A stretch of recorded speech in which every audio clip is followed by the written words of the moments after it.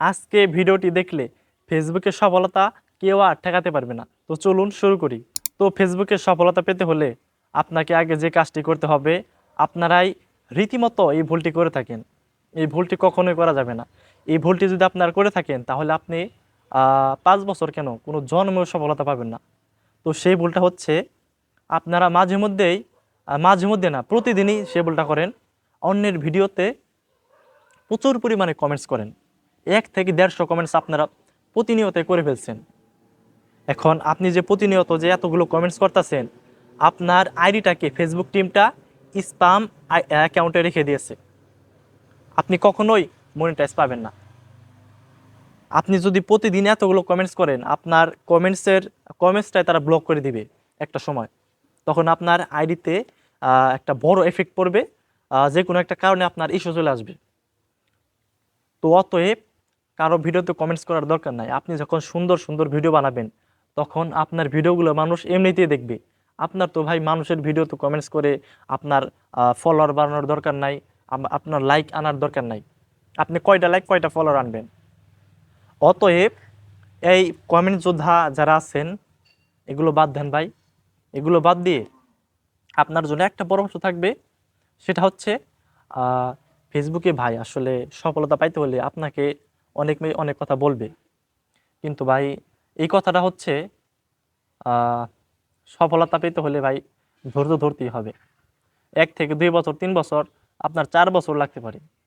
কাজেই ফেসবুকের সফলতা আপনি ভাবতেছেন যে ইয়ার আগে বিল্লাল ভাই আপনার 45 লক্ষ টাকা কামাইলো, তাহলে আমি কেন কামাইতে পারবেন না?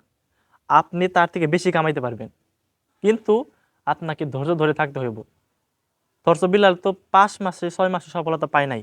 তার সফলতা পেতে অনেকদিন কষ্ট করা লাগছে। তো আপনিও যদি এরকম ধৈর্য ধরে 1-2 বছর কষ্ট করেন তাহলে আপনি সফলতা পাবেন।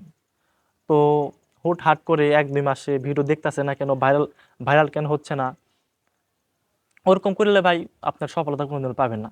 তবে আরেকটা কথা বলে রাখি যে আপনি আহ, বিভিন্ন ধরনের জায়গায় গেলেন, তবে আপনার ক্যাটাগরিটা হচ্ছে মেন। আপনি যদি দেখা গেছে টেক ভিডিও বানান, কালকে আবার এক এক জায়গায় ঘুরতে গেছেন, একটা কিছু দেখলেন, ওইটার ভিডিও করে ছেড়ে দিলেন, ওইরকম কিছু করা যাবে না ভাই। আপনি যেটা করবেন ওইটাই, মানে যে কোনো এক ক্যাটাগরিতে আপনার ভিডিও বানাতে হবে। আপনার বিভিন্ন ধরনের ক্যাটাগরি আপনি ভিডিও বানাবেন, ওইটা ভাই চলবো না। আপনি যে কোনো এক ক্যাটাগরিতে ভিডিও বানান, আপনার ভিডিও আগে হোক 2 দিন আগে হোক 2 দিন পর হোক, ইনশাল্লাহ ভাইরাল হইব।